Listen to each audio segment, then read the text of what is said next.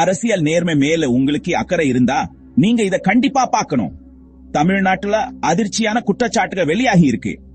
தமிழ்நாடு பாஜகவோட முக்கிய பிரமுகரான திரு கே. அண்ணாமலை அவர்கள் அண்ணா பல்கலைக்கழக பாலியல் வன்கொடுமை வழக்கு சம்பந்தமா ஒரு பெரிய குண்டை தூக்கி போட்டிருக்காரு. ஆளும் திமுக இந்த குற்றத்துல சம்பந்தப்பட்டவங்களை காப்பாத்த முயற்சி பண்ணுதுன்னு அவர் குற்றம் சாட்டுறாரு. குற்றவாளியான் ஜானசேகர் சம்பவம் நடந்த உடனேயே ஒரு போலீஸ் அதிகாரியையும் ஒரு திமுக நிர்வாகியையும் தொடர்பு கொண்டாராம். இதை நிரூபிக்க கால் விவர பதிவுகள் தன்கிட்ட இருக்குன்னு அண்ணாமலை சொல்லாரு. மாநில அரசு பதில் சொல்றதுக்கு 18 மணி நேரம் கேடு விதிச்சிருக்காரு.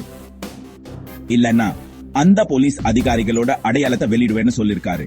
ஞானசேகர் போலீஸ் அப்புறம் திமுகவினர் இவங்களுக்கு இடையே நடந்த சந்தேகத்திற்குரிய உரையாடலை அண்ணாமலை சுட்டி காட்டுறாரு.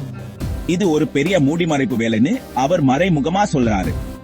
குறிப்பா திமுக அமைச்சர் மா சுப்பிரமணியன் அவர்களையும் கட்சி நிர்வாகியான கொட்டூர் சண்முகம் அவர்களையும் அவர் பெயர் சொல்லி குற்றம் சாட்டுறாரு. சென்னை போலீஸ் கமிஷனரும் அரசு தலைமை வழக்கறிஞரும் இந்த குற்றச்சாட்டுகளை மறுத்திருக்காங்க. ஜானசேகருக்கு எதிராக இருந்த உறுதியான ஆதாரங்களோட அடிப்படையில மட்டும்தான் நீதிமன்றம் தீர்ப்பு வழங்குச்சுன்னு அவங்க சொல்லிருக்காங்க. இந்த வழக்கு அரசியல் ரீதியான பதற்றங்க மறுபடியும் அதிகமாக்கி இருக்கு. அரசியல் தலையீடு பத்தி ஆழமான விசாரணை நடத்தணும்னு கோரிக்கைகள் வலுத்து வருது. இந்த செய்தி எப்படி விரியும்னு தொடர்ந்து பாருங்க.